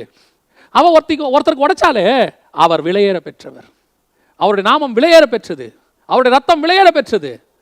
அவர் விலையும் கிடையாது, அவ அன்புக்கும் விலை கிடையாது, தைலத்துக்கு மட்டும்தான் விலை. இந்த உலகம் இன்னைக்கு எது கேட்குது? அந்த விலை உள்ளதை தான் கான்சென்ட்ரேட் பண்ணிட்டு இருக்குது. நீ விலையுள்ள ஒரு காரையோ, விலையுள்ள பணத்தையோ, விலையுள்ள லேண்டையோ தான் நீ கான்சென்ட்ரேட் பண்ணிட்டு இருக்கிற. ஆனா நீ யாரை பார்க்கல? உன்னோடு கூட விலையேற பெற்றவர் ஒருத்தர் இருக்கிறார். அவருக்கு நீ செய்திருக்கிற அன்பு விலையேற பெற்றது. அதை கான்சென்ட்ரேட் பண்றவன் மேலதான் எழுப்புதல் வரும். விலை உள்ளது மேல கான்சென்ட்ரேட் பண்றவன் வழியா எழுப்புதல் வராது. அங்க இருந்த மத்தியவா இருக்கட்டும், அங்க இருந்தவங்களா இருக்கட்டும், அவங்க சுவிசேஷத்துல அந்த பெண்ணை தான் கான்சென்ட்ரேட் பண்றாங்க. அவ கொண்டு வந்து உடைச்சா, தலைமையில கால தடவனா, அதைத்தான் சொல்லிட்டு இருக்கிறாங்களே ஒழிய அவங்க அதை பத்தி பேசல. அங்க விலை வச்சவன் யாரு? யூதாஸ். அந்த விலை வச்ச யூதாஸ்னால எழுப்புதல் வரல, அவன் செத்து போயிட்டான். ஆனா அந்த விலையை பார்க்காம இயேசுவையும் அந்த பெண்ணையும் மட்டுமே பார்த்தாங்க பாருங்க, அவங்க தான் அந்த 120 பேரா வந்து நின்னாங்க. நீ எப்போ விலையேற பெற்றவரை பார்க்கறியோ உன் மூலமாக எழுப்புதல் வரும். நீ எப்போ உலகத்தில் உள்ள விலை உள்ளதுக்கு உன் கான்சென்ட்ரேஷன் செலுத்துறீங்களோ உங்க மூலமா எழுப்புதல் வராது. நம்ம நினைச்சுக்கிட்டு இருக்கிறோம் என்னன்னா, எல்லாரும் சேர்ந்து ஜெபம் பண்ணா கர்த்தர் உடனே பதில் கொடுத்துருவாரு. கர்த்தர் ஜபத்தை மட்டும் பார்க்கல, ஜெபிக்கிறவனையும் பார்க்கிறாரு. ஜெபிக்கிறவன் யாரு? ஜபத்தில் வந்து உட்காந்துருக்கிறோம், எத்தனை பேரை ஏமாத்திட்டு வந்து உட்காந்துருக்கிறோம், எத்தனை பேருக்கு பணத்தை ஏமாத்திட்டு வந்து உட்காந்துருக்கிறோம், எத்தனை பேர் வழக்கு போட்டு வந்து உட்காந்துருக்கிறோம், எத்தனை பேர் கள்ள இருதயத்தோடு உட்காந்துருக்கிறோம், இருதயத்துக்குள்ள எவ்வளோ இருள் இருக்குது, எல்லாத்தையும் கர்த்தர் பார்த்துட்டே இருக்கிறாரு. அத்தனையும் பார்த்துட்டு இருக்கிறாரு. எழுப்புதலுக்கு ஜெபம் பண்றோம். ஜெபம் பண்ற ஆள் நீ யாரு? உன் இருதயத்துக்குள்ள என்ன இருக்கு? நீ எப்படிப்பட்ட ஒரு ஆளு கர்த்தர் பார்க்கறாரு. நீ ஜபத்தில் என்ன நோக்கத்தில் வந்திருக்க? ஒரு மனிதர் எனக்கு ஃபோன் பண்ணார். ஃபோன் பண்ணி நாங்கள் எழுப்புதல் கூட்டத்துக்கு நாங்கள் எல்லாம் சேர்ந்து ஜெபம் பண்ணுறோம் அப்படின்னு சொல்லிட்டு அந்த எழுப்புதல் கூட்டத்துக்கு அவர் போயிருக்கிறார். போனவர் ஒரு ஃபோட்டோ எடுத்து அங்கே பாவம் ஒரு ஊழியர் உயிரை கொடுத்து மேலே ப்ரேயர் பண்ணிக்கிட்டு இருக்கிறார், அழுது ஜெபம் பண்ணிக்கிட்டு இருக்கிறார். நம்ம அவர் பாரத்தை குறை சொல்லலை, அவர் உண்மையாக ஜெபம் பண்ணிக்கிட்டு இருக்கிறார் மேலே. இவர் என்ன பண்ணுறாரு தெரியுமா, அந்த கூட்டத்திலேருந்து ஃபோட்டோ எடுத்து எனக்கு அனுப்பினார். நாங்கள் எல்லாரும் சேர்ந்து ஜெபிக்கிறோம். நான் திருப்பி அனுப்பிச்சி விட்டேன் அந்த வாட்ஸ்அப்பில், அந்த கூட்டத்தால் எழுப்புதல் வராது அப்படின்னு. உடனே அவருக்கு கோபம், ஏன் நீங்கள் அப்படி கனவீனப்படுத்துறீங்க, ஏன் நீங்கள் இப்படி தப்பாக பேசுகிறீங்க, ஏன் எழுப்புதல் வராது? அந்த எழுப்புதல் வராமல் போகிறதுக்கு நீ தான் காரணம்னு சொன்னேன். ஏன்னு கேட்டார். ஒரு மனுஷன் உயிரை கொடுத்து ஜெபம் பண்ணிக்கிட்டு இருக்கிறாரு, நீ செல்ஃபி எடுத்துக்கிட்டு நிற்கிறிய, ஜபத்துக்கு போய் செல்ஃபி எடுக்கிறிய, ஜபத்தில் உட்காந்து நீ ஃபோன் பார்த்துக்கிட்டு இருக்கிறிய. ஒருத்தன் உயிரை கொடுத்து ஊழியம் பண்ணிக்கிட்டு இருக்கும்போது, ஒருத்தன் உயிரை கொடுத்து ஜெபம் பண்ணிக்கிட்டு இருக்கும்போது நீ என்ன பண்ணுற? உட்காந்து செல்ஃபோனில் மெசேஜ் பார்த்துக்கிட்டு இருக்கிற, வாட்ஸ்அப் பார்த்துக்கிட்டு இருக்கிற, உட்காந்துட்டு நீங்கள் செல்ஃபி எடுத்துக்கிட்டு இருக்கிறீங்க. எப்படி உங்கள் மூலமா எழுப்புதல் வரும்? வராது. யார் மூலமா எழுப்புதல் வரும்? எல்லாத்தையும் தூக்கி ஓரம் போட்டுட்டு என் தேசத்தில் எழுப்புதல் வர வேண்டும், என் ராஜா எழுமணும், அனல் உண்டாக்கணும், சபைக்குள்ள எழுப்புதல் வரணும், அவங்க மூலமா தானே எழுப்புதல் வரும். வேறு யார் மூலமா வரும்னு நினைக்கிறீங்க? வராது. இன்னைக்கு நிறைய பேர் அங்கதான் மிஸ்டேக். அதுதான் சொல்றேன், எழுப்புதலுக்கு ஜெபம் பண்ற தப்பு கிடையாது, எப்படி ஜெபம் பண்ணணும் இருக்கு. அபிஷாக் தன்னுடைய லைஃபை ஊத்திட்டா, அதுல லைஃபை கொண்டு போய் போட்டா. அதுல தங்கிட்ட இருந்த ஹை குவாலிஃபிகேஷன், இவங்க தேடினது அழகு, அவகிட்ட இருந்தது வெகு அழகு, எல்லாத்தையும் கொண்டு போய் கொட்டிட்டா. அதுல எல்லாத்தையும் கொண்டு போய் கொட்டிட்டு எப்படியாவது என் ராஜா எழுமினா போதும், அவங்க தான் எழுப்புதலுக்கு காரணமாக இருப்பாங்க. இன்னைக்கு நம்ம எந்த இடத்துல இருக்கிறோம்னு ஆராய்ஞ்சு பாருங்க. முற்றிலுமா தாழ்த்திட்டோமா? முற்றிலுமா தேவனுக்கு கொடுத்துட்டோமா? ஒரு காலத்தில் ஊழியர்கள் எல்லாவற்றையும் தேவனுக்கு என்று கொடுப்பாங்க, எல்லாத்தையும். அது மிஷினரிகளாக இருக்கட்டும், நம்ம ஊர் ஊழியக்காரங்களாகவே இருக்கட்டுமே, வெளிநாட்டில் வந்த மிஷினரிகள் மட்டும் இல்லை, நம்ம ஊரில் உள்ளவங்க. எனக்கு தெரிஞ்ச ஒரு சாட்சி, ஒரு தாயார், கோடீஸ்வரனுடைய மகள், ஒரே மகள், கர்த்தர் ஊழியத்துக்கு அழைத்தார். அப்போல்லாம் ஊழியத்துக்கு வந்தோடனே வீட்டை விட்டு அவங்க போய் ஜப வீட்டில் தங்கிடுவாங்க. இப்போ மாதிரி இல்லை, அப்போ ஜப வீட்டில் தங்கிடுவாங்க. அப்போ அவங்க எல்லாவற்றையும், தங்களுடைய எல்லா காரியத்தையும் விடுத்து அவங்க ஜப வீட்டுக்கு புறப்படுறாங்க. அப்பா அழுதார் கையை பிடிச்சிக்கிட்டு, என் ஒரே மக, மொத்த சொத்துக்கு நீ தான் அதிபதி, நீ இப்படி போறியே? இல்லைப்பா, ஆண்டவர் போக சொல்கிறாரு. எல்லாத்தையும் தூக்கி போட்டுட்டு அவங்க ஊழியத்துக்காக ஜப வீட்டுக்கு போயிட்டாங்க. போன பிறகு அந்த தகப்பனார் என்ன செய்வாராம் தெரியுமா? நான் சொல்கிறது ஒரு 60-70 வருஷத்துக்கு முன்னாடி நடந்த ஒரு சம்பவம், கேட்ட சாட்சி. அந்த மகளுக்கு மாதம் 1000 ரூபாய் அனுப்புவாராம். 1000 ரூபாங்கிறது இன்றைக்கி லெவலில் ₹1,00,000 சமம். 1000 ரூபாய் அனுப்புவாராம். அந்த தாயார் என்ன செய்வாங்களாம் தெரியுமா? அந்த மணி ஆர்டர் வருமா, 1000 ரூபாயை வாங்குவாங்களாம். வாங்கி அப்படியே காணிக்கை பெட்டியில் போட்டு ஜப வீட்டுக்குள்ளே போயிடுவாங்களாம். ஒத்த பைசா கூட எடுக்க மாட்டாங்களாம். ஊழியத்துக்கு மொத்தத்தையும், ராக்லாண்டுடைய சாட்சியை கேள்விப்படுவாங்க. வெளிநாட்டிலேருந்து மொத்த பணம் அவருக்கு வருமா, அவருக்கு அனுப்பி விடுவாங்களாம். அங்கே அந்த பணத்தை அப்படியே அங்கே நிற்கிற ஏழைகள் கையில் மொத்தத்தையும் பிரித்து கொடுத்துருவாராம் முதல் தேதியிலேயே. அதுக்கப்புறம் அவர் அந்த ஏரியாவில் நடந்து பசி வந்தா தன் தொப்பியில் கூழ வாங்கி கஞ்ச வாங்கி குடிச்சிட்டு ஊழியம் பண்ணாராம். அவர் மூலமா எழுப்புதல் வருமா? கஷ்டப்பட்டுக்கிட்டு இருக்கிறவனுக்கு நீ ஆன்லைனில் போட்டு எல்லாத்தையும் கேட்டு வாங்குறமே, நம்ம மூலமா எழுப்புதல் வருமா? எப்படி எழுப்புதல் யார் மூலமா வரும்? சொன்னா கோவம் வந்துடுது. ஆன்லைனில் காணிக்கை கேட்கறது நீங்கள் தப்பாக சொல்கிறீங்க. நாங்கள் தப்பாகவே சொல்லலைங்க, நாங்கள் தப்பாகவே சொல்லலை. அவங்க கொடுக்கட்டும், நீங்கள் வாங்கிக்கிங்க, ஒரு தப்பும் கிடையாது. அவன் நிலைமை என்ன இன்னைக்கு? யார் மூலமா எழுப்புதல் வருங்கிறது தான் கேள்வியே இன்னைக்கு. அபிஷாக் மூலமா வருமா, பத்சேபால் மூலமா வருமா? பணிவிடை செய்கிறவன் மூலமா வருமா, பணிவிடை கொள்ளுகிறவன் மூலமா வருமா? பணிவிடை செய்கிறவன் மூலமா தான் எழுப்புதல் வரும். சும்மா எழுப்புதல் வரும், எழுப்புதல் வரும்னா வராது. You must sacrifice your self. உங்ககிட்ட இருக்கிறத முதல்ல கொடுக்கணும். உனக்கு வருதா, உனக்கு தேவை, ஒரு அமௌண்ட், ஒரு காரியம் தேவை இருக்குதா, உன் குடும்பத்துக்கு சாப்பாடு இருக்குதா, மிச்சம் இருக்குதா, எடுத்து கொடு. நான் சொல்றேன், கொடுங்க. நீங்கள் கொடுக்கறதை பார்க்கலாம் அதிகமாய் தேவன் தருவதற்கு வல்லமையுள்ளவராக இருக்கிறார். காரணம், உன்னை நம்புவார் கர்த்தர். பரலோகம் உன்னை நம்பும். கொடுத்தா நீ கொடுப்பேன்னு பரலோகம் நம்பும். எப்ப நீ கொடுக்கறத உனக்குன்னு வச்சுக்கிட்டியா, பரலோகம் உன்னை நம்பாது. பரலோகம் நம்பாது. அபிஷாக் வெகு அழகாக இருந்தால் தங்கிட்ட இருந்த மொத்த அழகையும் கொண்டு போய் ராஜாவினுடைய மடியிலே கொடுத்தாள். நான் என் லைஃப் போகட்டையா, எனக்கு ஃபியூச்சரே வேணாயா, என் ராஜா எழுமினா போதும், என் தேவனுடைய சுவிசேஷம் பரவனா போதும், என் சபைகளுக்குள்ள எழுப்புதல் வந்தா போதும். I am ready to tie. இன்னைக்கு சாகிறதுக்கு யார் ரெடி? அன்னைக்கு கூப்பிடும் போதே சொல்லுவாங்க, டூ ஆர் டை. அப்படித்தான் ஊழியத்தில் அப்படித்தான் வந்தாங்க. நரமாம்சம் சாப்பிட்ற தீவுகளுக்கு எத்தனை மிஷினரி போனாங்க? என்ன நினைச்சு போயிருப்பாங்க? நரமாம்சம் சாப்பிட்றவங்கிட்ட ஊழியம் பண்ணி நல்லா அவங்க போய் செட்டில் ஆயிலான்னு போயிருப்பானா? திரும்பி வந்தா தோத்திரம், இல்ல கர்த்தருக்காக ரத்த சாட்சி. அப்படி போனவன் தான் எழுப்புதலை உண்டாக்கணும். அதுதான் எழுப்புதல் காரணம். அபிஷாக் வெகு அழகாக இருந்தாள். எனக்கு இந்த பத்சேபாலையும் அபிஷாக்கையும் படித்த போது அடுத்து இந்த பத்சேபாலுக்கும் அபிஷாக்கும் உள்ள டிஃபரன்ஸ் ஒன்று பார்த்தேன். அது ரொம்ப ஆச்சரியமாக இருந்துச்சு. ஏன் பத்சேபாலால எழுப்புதல் கொண்டு வர முடியல? பத்சேபாலால உண்டாக்கலாம், ஏன் பத்சேபாலால கொண்டு வர முடியல? ஏன் அபிஷாக் கொண்டு வந்தா அப்படின்னு சொல்லி நீங்கள் பார்த்தீங்கன்னு சொன்னால், அந்த 1 ராஜாக்களின் புஸ்தகம் 1ஆம் அதிகாரம் 15-16 வசனம். அப்படியே பத்சேபால் பள்ளி அறைக்குள் ராஜாவிடத்தில் போனால், ராஜா மிகவும் வயது சென்றவனாக இருந்தான். சூனேம் ஊராளாகிய அபிஷாக் ராஜாவுக்கு பணிவிடை செய்து கொண்டிருந்தாள். பத்சேபாள் குனிந்து ராஜாவை வணங்கினாள். அப்பொழுது ராஜா உனக்கு என்ன வேண்டும் என்று கேட்டான். இந்த வசனத்தை நல்லா வாசித்து பாருங்க. ராஜா ஏஞ்சி உட்காந்துட்டார். அது அப்படின்னா என்ன அர்த்தம்? அபிஷாக்கோடைய ஊழியம் சக்சஸ். அபிஷாக் சக்சஸ் பண்ணிட்டாங்க. இப்போ ராஜாவை ஏஞ்சி உட்கார வச்சுட்டாங்க. முன்னாடி ராஜா எப்படி இருந்தார்? 1ஆம் வசனத்தில் எவ்வளவு பெட்ஷீட் போத்தாலும் ஆனால் வரல. அவருக்கு உயிர் இருக்குதா இல்லையா? உயிர் மட்டும் இருக்குதியா? ராஜா செத்தவனை போல கிடக்கிறாரு. இப்போ அபிஷேக் ஏஞ்சி உட்கார வச்சுட்டாங்க. Ministry success. இன்னும் பணிவிட செய்கிறாங்க. பெரிய ஆச்சரியம் என்னன்னாங்க, அந்த 1ஆம் அதிகாரத்தில் மட்டும் 2 இடத்துல வருது, அவள் பணிவிடை செய்து கொண்டிருந்தாள், பணிவிடை செய்து கொண்டிருந்தாள். யார் வந்து பத்சேபாள் வந்தாலும் பார்த்தா பணிவிடை செஞ்சுக்கிட்டு இருக்கிறா. அவள் பணிவிடை செஞ்சுக்கிட்டே இருக்கா. அவளோட லைஃப் ஃபுல்லாக பணிவிடை தான்.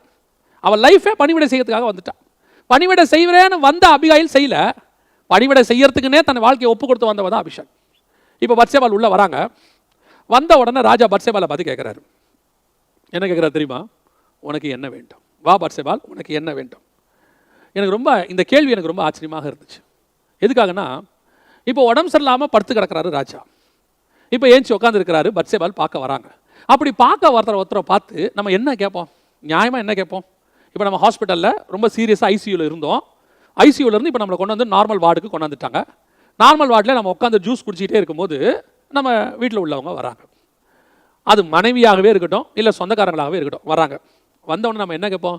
வாங்க, இத்தனை நாள் எங்கே போனீங்க? இல்லையா, வாங்க உட்காருங்க, உங்களை பார்த்து ரொம்ப சந்தோஷம், உங்களெல்லாம் பார்ப்பனே நினைக்கல, அப்படி தானே சொல்லியிருக்கணும். பத்சேபாள் உள்ள நுழைஞ்ச உடனே ஃபஸ்ட்டு கேள்வி தாவீது கேட்குறாரு, உனக்கு என்ன வேணும்? What you want? அப்போ பத்சேபாள் பற்றி தாவீதுக்கு என்ன மைண்டில் இருக்குது? பத்சேபாள் என் அறைக்குள் வருகிறாள் என்றால் ஏதாவது தேவை இருந்தால் மட்டும்தான் என் அறைக்குள் வருவாள், இல்லை என்றால் என் அறைக்குள் அவள் வரமாட்டாள். அப்போ தேவை உள்ள போது மட்டும்தான் அவள் என்னை தேடுவாள், மற்ற நேரத்தில் என்ன அவள் தேட மாட்டாள். உண்மையாக நீங்கள் பாருங்கள், பத்சேபாள் ஒரு தேவையோடு தான் அந்த இடத்துக்கு வந்திருப்பாள். பத்சேபாள் அந்த இடத்துக்கு வந்ததுக்கு ஒரு ப்ரேயர் ரெக்வஸ்ட் இருக்குது. அந்த ப்ரேயர் ரெக்வஸ்டோட தான் நம்ம வந்திருக்கு. அதுக்கு முன்னாடி பத்சேபாள் வந்து பணிவிடை செய்தான்னு இருக்கவே இருக்காது. அப்போ எழுப்புதல் யார் மூலமா வரும்? ஒரு தேவைக்காக தேவனை தேடுகிறவர்கள் மூலமாக எழுப்புதல் வராது. யார் மூலமா எழுப்புதல் வரும்? எந்த பிரதிபலன் எதிர்பார்ப்பும் இல்லாமல் பண்றவங்க மூலமா தான் எழுப்புதல் வரும். பத்சேபாள் தேவையோடு இருக்கிறவங்க. இன்னைக்கு நிறைய சபைகள் எழுப்புதல் பேசிக்கிட்டு இருக்கு. நிறைய ஊழியக்காரங்க எழுப்புதல் பேசிக்கிட்டு இருக்காங்க. ஆனா இவங்க மூலமா எழுப்புதல் வராம போறதுக்கு என்ன காரணம்? தேவைக்காக தேவனை தேடுகிறவர்கள். ஏதோ ஒரு தேவை, ஏதோ ஒரு எதிர்பார்ப்பு. ஆண்டவர்கிட்ட வந்தாலே பிரேயர் ரிக்வெஸ்டோட தான். சிலர்லாம் வர்றாங்கன்னா ஆண்டவரே பயப்படுறாரு. ஏன்? உள்ள வந்து உட்கார்ந்த உடனே பிரேயர் ரிக்வெஸ்ட். ஒரு துதி கிடையாது, ஒரு ஸ்தோத்திரம் கிடையாது, ஒரு வார்த்தை, ஒரு நல்ல ஆண்டவர்கிட்ட பேசுறது கிடையாது, கொஞ்ச நேரம் ஆண்டவரோடு கூட ஐக்கியம் கிடையாது, எதுவுமே கிடையாது. சிலர்லாம் வரும்போதே எங்கடா பிரேயர் ரிக்வெஸ்ட் மறந்துட போதுன்னு எழுதிட்டு வராங்க. ஒன்று ரெண்டு கூட மிஸ் ஆகிடக்கூடாதுன்னு. தேவனிடத்தில் கேட்பது தவறல்ல. அவரே சொல்றாரு, கேளுங்கள் தரப்படுன்றாரு. தரமாட்டாருன்னு சொல்லலை. அவர் எல்லாவற்றையும் தந்தவர், மற்ற எல்லாவற்றையும் அருளாது இருப்பது எப்படின்னு இருக்கு. சரி, நீங்க கேட்கறதா கூட இருக்கட்டும். ஆனா என்னைக்காவது ஆண்டவர்கிட்ட அன்பா ஒரு 4 வார்த்தை பேசி இருக்கிறோமா? பிரதிபலன் இல்லாம, எந்த ஒரு எதிர்பார்ப்பும் இல்லாம தேவனை தேடி இருக்கிறோமா? ஏதோ ஒரு எதிர்பார்ப்பு ஆண்டவர் மேல இருந்துகிட்டே இருக்கு. இது வேணும், அது வேணும், அங்க வேணும், இப்படி வேணும். அதாவது ஸ்பிரிச்சுவலா கூட சொல்றேன், ஸ்பிரிச்சுவலா கூட ஒரு எதிர்பார்ப்பு இருக்கு. எந்த எதிர்பார்ப்பும் இல்லாம தேவனோடு கூட. ஏனோக்கு என்னங்க தேவை இருந்திருக்கும்? வேதம் சொல்லுது, ஏனோக்கு தேவனோடு கூட சஞ்சரித்து கொண்டிருந்தான். ஏனோக்கு என்ன தேவை இருந்திருக்கும்? அவனுடைய ஒரே தேவை என்ன தெரியுமா? 1000 பரிசுத்தமான தேவன் பூமியை நியாய தீர்க்க வருகிறார். அந்த நியாய தீர்ப்பில் நான் தப்பிக்கணும். அதான் அவனுடைய ஒரே தேவை. எல்லாவற்றையும் நஷ்டமும் குப்பையும் என்ற விட்ட பவுலுக்கு வேற என்ன எதிர்பார்ப்பு இருந்துச்சு? அவர் சொல்றாரு, எனக்கு ஒண்ணுமே வேணாம், எல்லாம் குப்பை. அப்ப என்ன வேணும்? எனக்கு ஒன்று நியமிக்கப்பட்டிருக்கிறது, அதை நான் வாஞ்சையை தொடர்கிறேன். அவ்வளவுதான். பரலோகத்தை வசனம் என்ன சொல்லுது? எபிரேயர் 11:16 எல்லாத்தையும் சுதந்திரிச்சு ஆபிரகாம் சொல்றாரு, அதை அல்ல, அதை விட்டுருங்க, அதை விட்டுருங்க, இதை அல்ல, இதை காட்டிலும் பரமதேசத்தையே நாடினான். இன்னைக்கு நம்மளுடைய தேவை தேவன்கிட்ட போறது ஒரு தேவைக்கோடு தான் போறோம். எல்லாருக்கிட்டையும் ஒரு எதிர்பார்ப்பு இருக்குது. அப்படி பண்ணணும், இப்படி பண்ணணும், அதை செய்யணும், இதை செய்யணும். எனக்கு தெரிஞ்சு என்னுடைய ஆவிக்குரிய அனுபவத்தை நான் உங்களுக்கு சொல்றேன். எனக்கு தெரிஞ்சிருக்கிறது கொஞ்சம் அனுபவம் தான். எனக்கு தெரிஞ்ச அந்த கொஞ்சம் அனுபவத்தை நான் சொல்றேன். நான் தேவனோட கூட பழகிற விதத்தை சொல்றேன். நீங்க தேவனோட கூட பழக பழக பழக நீங்கள் கேட்காமலேயே பரலோகம் எல்லாவற்றையும் உங்களுக்கு செய்யும். அத்தனையும் செய்யும், பார்த்து பார்த்து செய்யும். இப்போ வசனம் சொல்லுது, பொல்லாதவர்களாகிய நீங்கள் உங்கள் பிள்ளைகளுக்கு நல்ல ஈவுகளை கொடுக்கும்போது பரலோகத்தில் இருக்கிற பிதா தருவது அதிக நிச்சயம் அல்லவா? இப்போ நம்மளே இந்த வருஷம் தொடங்கும் போது என் பிள்ளைக்கு இந்த வருஷம் ஃபீஸ் கட்டணும், ஏப்ரல் மாதம் மே மாதம் ஃபீஸ் கட்டணும், செகண்ட் டைம் ஃபீஸ் அக்டோபரில் வரும், இப்போ புக்ஸ் வாங்கணும், ஸ்கூலுக்கு அதை வாங்கணும், அந்த வருஷம் ஒரு இந்த தேவைகள் இருக்குது, அப்படியே ஒரு வருஷத்துக்கான பிளானை போடுறோமே.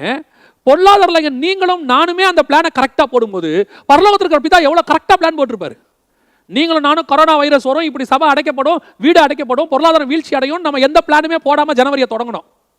ஆனா ஜனவரி தொடங்கும் போது நமக்கு இதெல்லாம் தேவை என்பதை, இந்த கொரோனா வைரஸ்ல பாதிக்கப்பட்டு அடைக்கப்பட்ட காலத்திலும் தேவை இருக்கு என்பதை ஏற்கனவே தேவன் தெரிஞ்சு வச்சிருந்தார். தேவைகளை சந்தித்தார்.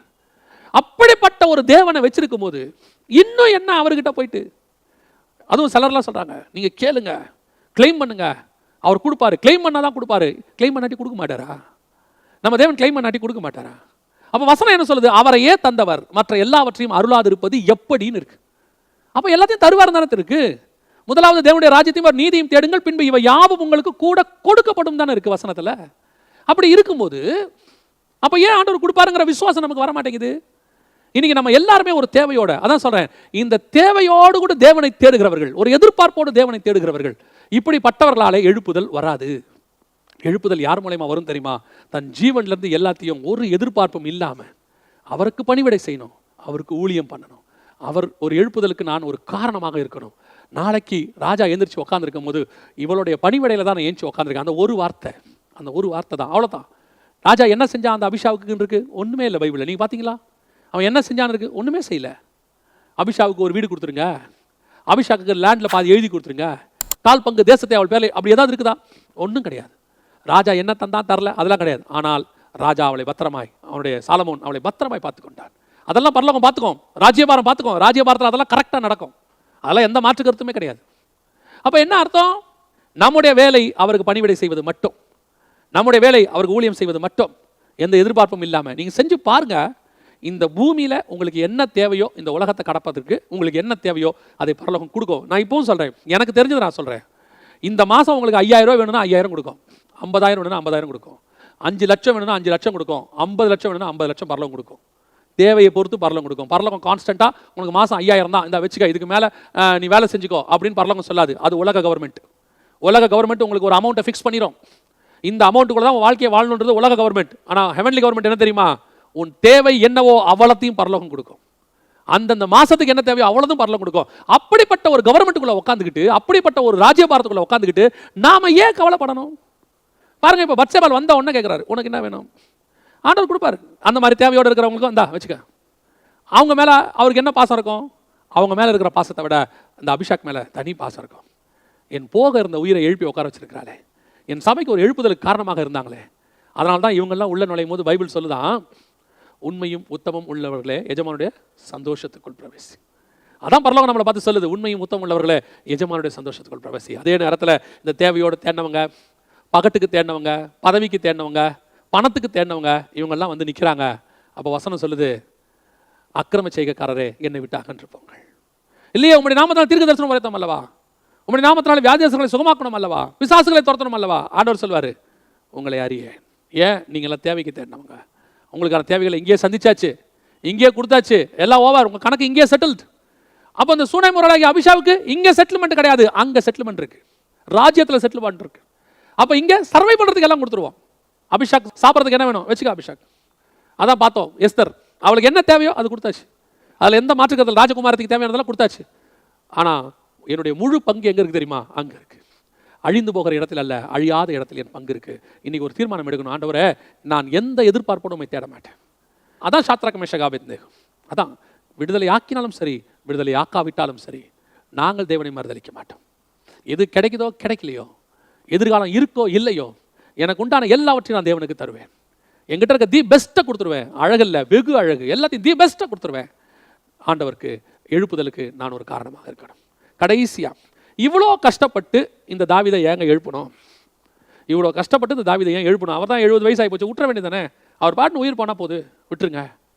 அங்கே தான் ரொம்ப முக்கியமான விஷயம் இருக்குது. அதை நான் சொல்லிட்டு நான் ஜெபம் பண்ணி முடிக்கும். நம்ம ஒவ்வொரு ஜெபத்துக்கும் இந்த எழுப்புதல் வரணும் எழுப்புதல் வரணும்னு சொல்கிறோமே, ஏன் எழுப்புதல் வரணும்? தாவீது எழும்பினால் மட்டுமே சாலமோன் ராஜாவாக முடியும். தாவீது எழும்பா விட்டால் அதோனியா ராஜாவாகிடுவான். அதோனியா எல்லாம் ரெடி பண்ணிட்டான், பக்கா ரெடி. தாவீது செத்தான், நான் தண்டாக்கிங்க, அவன் ரெடி பண்ணிட்டான் எல்லாத்தையும். ஆனா தாவீது வாயிலிருந்து புறப்படுகிற அந்த ஒரு வார்த்தை தான் சாலமோனை ராஜாவாக மாற்றும். நீயும் நானும் ஏன் உழைக்கணும் தெரியுமா? நான் இவ்வளோ கஷ்டப்பட்டு எழுப்புதல் சொல்கிறேனே, எல்லாத்தையும் இழக்கிறேனே, அதனால என்ன பிரயோஜனம்? என் கண்கள் எழுப்புதலை பார்க்குமா? எழுப்புதலை பார்க்குதோ இல்லையோ, ஆனால் உன் மூலமாக என் மூலமாக நிச்சயமாக ஒரு எழுப்புதல் வரும். அந்த எழுப்புதல் தான் கிறிஸ்து வருகிற வரைக்கும் கிறிஸ்தவத்தினுடைய அடுத்த ஜெனரேஷன், கிறிஸ்துவின் ராஜ்யபாரம் அடுத்து தொடர்வதற்கு இந்த ராஜ்யபாரத்தில் தியாகமா ஊழியம் என்ற ஒரு ஆள் வேணும். இப்படி 2000 வருஷமா யாரோ தியாகம் பண்ணி பண்ணி பண்ணி தான் அடுத்த ஜெனரேஷன் கிறிஸ்தவம் வளர்ந்துருக்குது. இந்த கிறிஸ்தவத்தினுடைய அடுத்த ஜெனரேஷன் வரணுமா, இந்த மாதிரி ஆடம்பரமா வாழ்ற பத்சேபாலால வராது, ஆடம்பரமா இருக்கிற சபையால வராது, இப்படி ஆட்டம் போட்டுக்கிட்டு இருக்கிறவங்களால வராது, கூக்குரல் இருக்கிறவங்களால வராது. அடுத்த ஜெனரேஷனுக்கு போகாது. அடுத்த ஜெனரேஷன் சபை செத்து போகும். யாரால தரமா அடுத்த ஜெனரேஷன் சபை கடந்து போகும்? எந்த பிரதிபலனும் எதிர்பார்க்காமல் தன்னுடைய ஜீவனை பணைய வைத்து, எதிர்காலத்தை பணைய வைத்து, எப்படியாவது என் ராஜா எழுமனாதான் அடுத்த ஜெனரேஷன் சாலமோன் ராஜாவாக முடியும். அடுத்த ஜெனரேஷன் கிறிஸ்தவம் இன்னைக்கு நம்ம கையில தான் இருக்குது. ஒவ்வொரு காலகட்டத்திலும் ஒவ்வொருத்தருக்கு ஆண்டு கொடுத்து வச்சிருக்கிறார். அது ஒருத்தரா மாத்தி மாத்தி மாத்தி மாத்தி இன்னைக்கு நம்ம கையில கடைசி காலத்துக்கு வந்திருக்கு. ஒவ்வொரு நாட்டிலையும், ஒவ்வொரு டிஸ்ட்ரிக்ட்லையும், ஒவ்வொரு ஸ்டேட்லையும் இப்படி ஒவ்வொருத்தர கத்தரை எதிர்பார்த்திருக்கிறார். ஏன் இன்னைக்கு அந்த அபிஷாக்காக நீங்களும் நானும் இருக்கக்கூடாது? ஏன் அந்த எழுப்புதலுக்கு உங்க சபையும் நானும் காரணமாக இருக்கக்கூடாது? நம்ம ஏன் மற்றவங்கள மாதிரி வெறும் தேவைக்காக தேவனை தேடுறவங்களா இருக்கணும்? நாம எழுப்பக்கூடியதான ஒரு சின்ன தீ பொறி அடுத்து ஒரு மிகப்பெரிய எழுப்புதலுக்கு ஏன் காரணமாக இருக்கக்கூடாது? இந்த ஜெனரேஷன்ல ஒரு உண்மை உள்ள ஊழியக்காரனை எழுப்புங்க, அடுத்த ஜெனரேஷன்ல ஒரு நல்ல போதகர் கிடைப்பார். இந்த ஜெனரேஷன்ல ஒரு நல்ல விசுவாசி எழுப்புங்க, அடுத்த ஜெனரேஷன்ல ஒரு நல்ல தீர்க்கதரிசி கிடைப்பார். இந்த ஜெனரேஷன்ல ஒரு நல்ல சபையை எழுப்புங்க, அடுத்த ஜெனரேஷன்ல ஒரு நல்ல 120 பேர் கிடைப்பாங்க. நாம போடுற ஒவ்வொரு விதையும் அடுத்த ஜெனரேஷனுக்கான விதை. அந்த அந்த பாரம் இருக்கணும். ஏதோ இந்த வாட்டி நான் ஊழியம் பண்ண, என் குடும்பத்தை காப்பாற்றுறதுக்கு ஒரு ஊழியம், நான் சர்வை பண்ண 10ஓட 11 இருந்துட்டு போனேன், அது உங்க இஷ்டம்.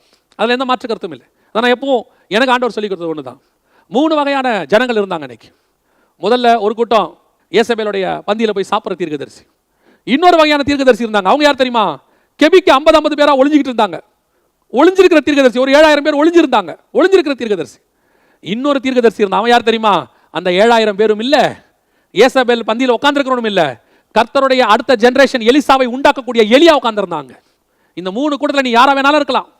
போய் 10ஓட 11 நான் இருக்கேன், நானும் தீர்க்கதரிசி தான், நான் ஏசபேல் பந்திக்கலாம் போல, நான் உண்டு, என் சபை உண்டு, என் சபையில நான் ஒழுங்கா ஜோம் பண்ணிட்டு இருக்கிறேன், நாங்க இருந்துட்டு போறோம், எங்களால ஒன்றும் இல்லை, okay right fine you can proceed. ஆண்டவர் உங்களை குற்றமாவே சொல்லல. ஒரு கூட்டம் உலகத்துக்கும் ஏசபேலுக்கும் பணத்துக்கும் பொருளாசைக்கும் ஆடம்பரத்துக்கும் எல்லாத்துக்கும் போயிருச்சு. கோ ஹெட். ஆண்டவர் தேடுறது ஒரே ஒருத்தனை தான், அந்த எலியாவை தேடிட்டு இருக்கிறார். இந்த எலியா தான் அடுத்து ராஜாக்களை உண்டாக்குறவன். இந்த எலியா தான் அடுத்த எலிசா உண்டாக்குறவன். இப்போ நம்ம இந்த 3 கூட்டத்தில் எதுல இருக்க போறோம்? பத்சேபால் இவங்களால பிரச்சனை கிடையாது, ஆனா எழுப்புதல் வராது. அவங்களும் ராஜகுமாரத்தியா இருப்பாங்க, ஓகே ஃபைன். ஆனா அபிஷாக், நான் எழுப்புதலை உண்டாக்குவேன். அப்படி உண்டாக்குற எழுப்புதலை உண்டாக்கக்கூடியதா இருந்தா நீ பணையை வச்சு தான் ஆகணும், எதிர்காலத்தை பணையை வச்சு தான் ஆகணும், எல்லாவற்றையும் இழக்க வேண்டிதான் வரும், நீ சிலுவையை சுமக்க வேண்டி வரும், ஏன் நீ மறிக்க வேண்டிய நிலைமை கூட வரும். ஆனால் ஒன்று மட்டும் நிச்சயம், அடுத்த ஜெனரேஷன் கிறிஸ்தவம் உன் மூலமாக உருவாகும். நீ தான் விதை. கர்த்தர் அதை தான் நம்மகிட்ட எதிர்பார்க்கிறார்.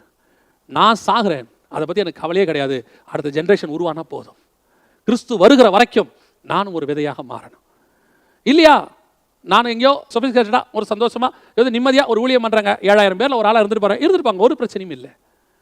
ஒரு கூட்டம் உட்காந்து ஏசபேல்ட்ட சாப்பிட்டுட்டு இருக்கு, அவங்களை குற்றப்படுத்த வேணாம், அது சாப்பிட்டோம், ஒரு நாள் அக்கினி இறங்கி பட்சிக்கும், போகட்டும். நீங்களும் நானும் அப்படிப்பட்டவங்களாக இருக்க வேண்டாம். ஆண்டவர்கிட்ட ஒப்பு கொடுப்போம். ஆண்டவரே, நான் உமக்காக எல்லாவற்றையும் விளக்க தயாராக இருக்கிறேன், என்னை எடுத்துக்கொள்ளும், என் காரியமாக யார் போவா? நான் போகிறேன் ஆண்டவரே, நான் போகிறேன், என்னை அனுப்புங்க, நான் உமக்கென்று வாழவும் மறிக்கவும் தயாராக இருக்கிறேன்.